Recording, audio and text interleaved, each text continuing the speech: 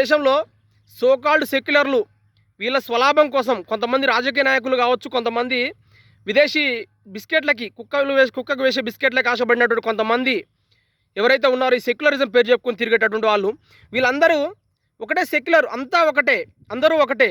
మన దేశంలో కులం, ప్రాంతం, భాష అంటూ ఏ భేదాభిప్రాయం లేదు, ఎవరెక్కడైనా బతకొచ్చు, ఎవరెక్కడైనా ఉండొచ్చు అనేసి ఊదరగొట్టే ఉపన్యాసాలు చెందో ఇస్తూ ఉంటారనమాట. అది వీళ్ళ స్వార్థం కోసం, వీళ్ళకి మేలు జరిగేటటువంటి ఎటుంటే అటు మాట్లాడుతూ ఉంటారనమాట. అయితే వీళ్ళు చూడండి ఒకసారి, ఈ మధ్యకాలంలో హైదరాబాద్లో మార్వాడీలు అదేదో గొడవ జరుగుతుందన్నమాట చెప్తా ఉన్నారు.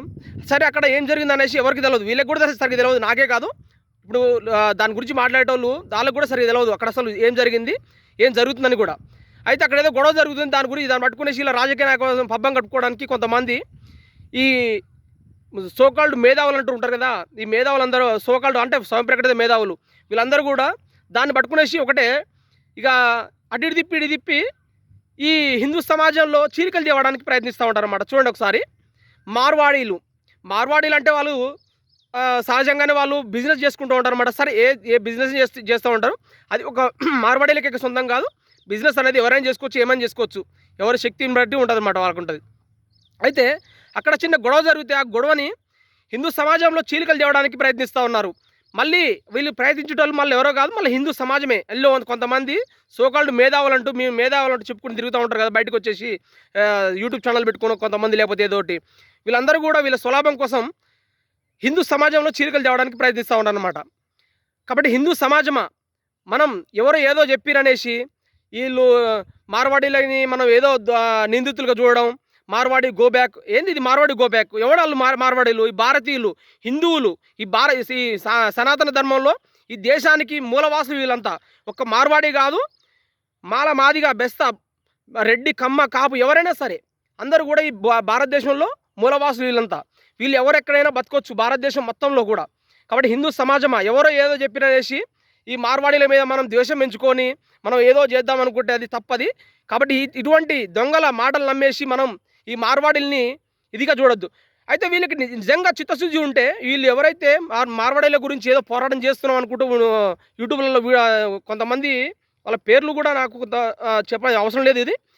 అయితే చూడండి, వీళ్ళందరూ ఏదో చెప్తా ఉన్నారన్నమాట.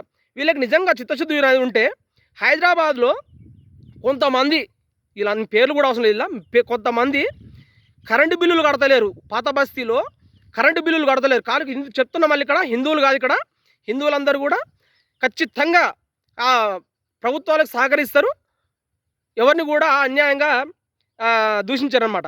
అయితే హిందువులందరూ కూడా కరెంటు బిల్లు కడతా ఉన్నారు. ఇక కరెంటు బిల్లు కట్టేది అనేది ఎవరో మీకు అర్థమైపోయింది పాటికలే. మరి వాళ్ళని కరెంటు బిల్లులు కట్టించగలుగుతారా మీరు?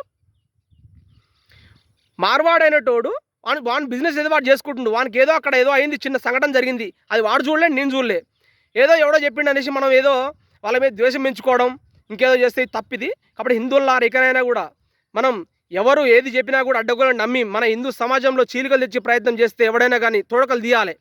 హిందువుల ఎక్కడైనా ఐక్యంగా అండి, కులం, ప్రాంతం, భాష అంటూ మన మధ్యలో మనకి చిచ్చు పెట్టేటువంటి దొంగల్ని తరిమేద్దాం. కాబట్టి హిందువులారా ఇకరైనా ఇటువంటి మాయమాటలు నమ్మకండి. ఎవరైనా సరే, అక్కడ మార్వాడి కావచ్చు, ఇంకోవాళ్ళు కావచ్చు, బిజినెస్ అనేది ఎవరైనా చేసుకోవచ్చు. మన దేశంలో ఎవరెక్కడికైనా పోయి బతకొచ్చు. మన వాళ్ళు ఇంకొకడికి వెళ్ళి బతకట్లేరా? మన దేశంలో వేరే చోటుకి వెళ్ళి బతకట్లేరా? తెలంగాణ ఒక ఆయన అంటుంది ఇక్కడ బాగా, ఈ మధ్యన మాధవిలత ఏదో అన్నదనేసి ఈయన ఏదో తెలంగాణ నేను తెలంగాణ. అరే తెలంగాణ ఇంద్రబాయ్, ఆంధ్ర ఏంది, ఇంకా తమిళనాడు ఏంది, అందరూ ఒకటే, భారతీయులు అందరూ ఒకటే. మీరు అంటూ ఉంటారు కదా, ఈ సెక్యులర్ హిందూ లేదు, ముస్లిం లేదు, క్రిస్టియన్ లేదు. అరే అటువంటి అన్నప్పుడు కులం, ప్రాంతం అంటూ ఏది లేదు, భాష అంటూ ఏది లేదు, హిందువులందరూ ఒకటే. ఇటువంటి హిందువుల మధ్యలో చిచ్చులు పెట్టేటువంటి ప్రయత్నం చేస్తే తోడకలు తీస్తాం. కాబట్టి హిందువుల ఎక్కడైనా ఏకంగా అనేసి ఇటువంటి దొంగల మాటలు నమ్మకండి, దొంగల మాటలు నమ్మి మాయ మాటలు నమ్మకండి. ఇటువంటి వాళ్ళను ఎంతవరకు ఉంటే వాళ్ళని దూరం పెట్టేసేయండి. కాబట్టి హిందూ సమాజం ఇక్కడైనా ఆలోచిస్తారనేసి నా చిన్న ప్రయత్నం. జై హింద్.